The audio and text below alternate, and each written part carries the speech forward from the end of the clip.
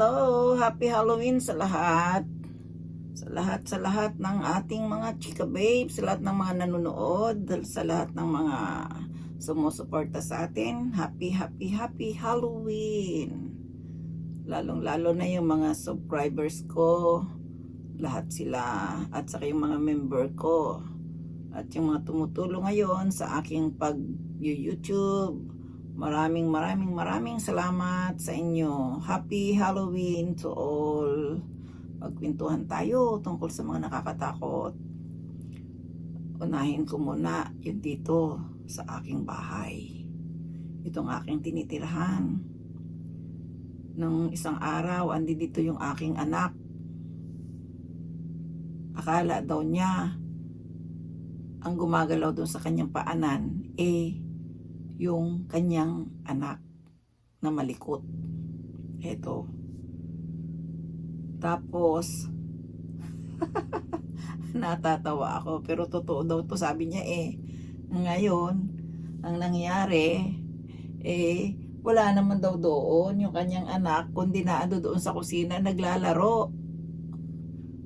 May gumalaw daw sa kanyang paa na ngayon ko lang narinig na mayroon pala dito akong kasama. Siguro nga hindi ako nilulubayan, ano? Lagi nila akong may kasama. Pero okay lang yan kasi siyang aking partner in life. Masayang hindi. Pag matatakot ka, syempre matatakot ka, diba? Pero dapat wag kayong matakot sa ganon. At ito naman ang kwento ko. Tungkol naman doon sa aking bahay sa Marikina. Ang bata doon may nakikita. Kaya kayo, kung may anak kayo, wag nyo nang dalhin o pwede namang dalhin dahil hindi naman ang aano. Sa mga bata lang siya nakikilaro. Nakikipaglaro lang ba? Kaya yun, ang kwento ng aking bahay ay meron doong maliit na baby. Yung baby yun ay ganun lang daw kalaki. Iba-iba ang pangalang ipinakikilala sa kanya ng mga batang nakakalaro niya. Kaya sabi pa nga nung anak ni Pidal, Lola, bakit kayo lumabas? Bakit? Mayroon akong kalaro ayun tuloy tumakbo na. Sabing ganun niya. Kaya siguro totoo nga kasi bata yun, di ba? Tapos kung makipaglaro siya, hanggang doon na lang. May patambling-tambling pa yun sa sopa. Kaya nagugulat yung ama, may baka daw mabalian. Walang magagawa, may kalaro Kaya yun, pag kayo kinalabit doon sa aking bahay, huwag kayong magtaka dahil ikinuwento ko na sa inyo ngayon. Hindi lang isang bata, hindi lang dalawang bata, hindi lang tatlong bata ang pumupunta sa amin. Mga pamangkin ko, pinsan, anak na pinsan ko, kung sino pa man. Ayun, may nakikita nga daw. Kaya yung pagkain namin sa lamesa, kailangan laging mayroon. Kasi kung wala, siguradong kakatukin ka sa pintuan. May nangyari ng ganun kasi. Pero sa akin naman, baliwala. Wala lang. Ganito lang ang lola nyo. Ayan. Panuorin nyo ngayon ang mga chika babes. Pero kukunti lang kasi ang nagpasa. Kaya ang mangyayari, maiinggit sila. Ako din gumawa din ng kunti. Pero hindi ko alam kung magugustuhan nyo. Ayan, panoorin nyo. Ayan na siya.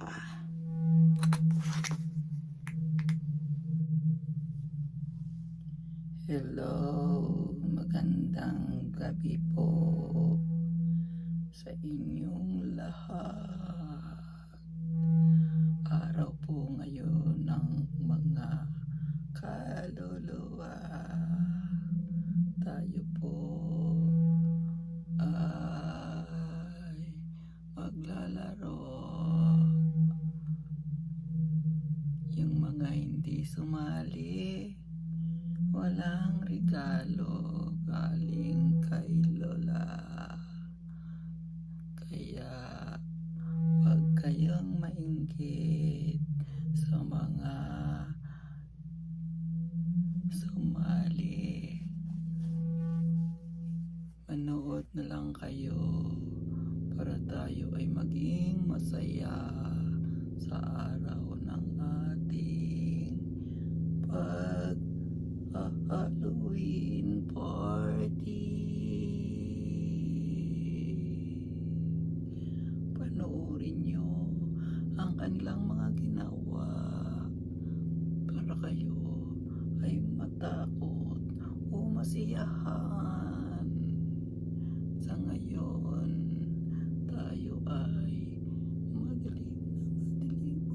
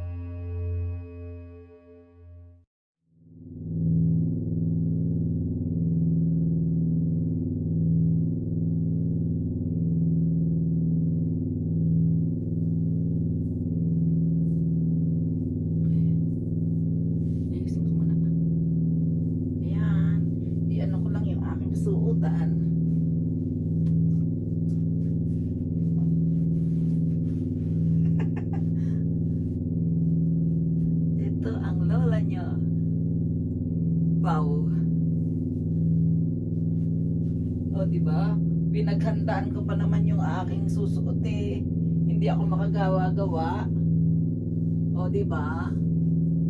Diyan eh. Sayonara. Ito ang ating Halloween.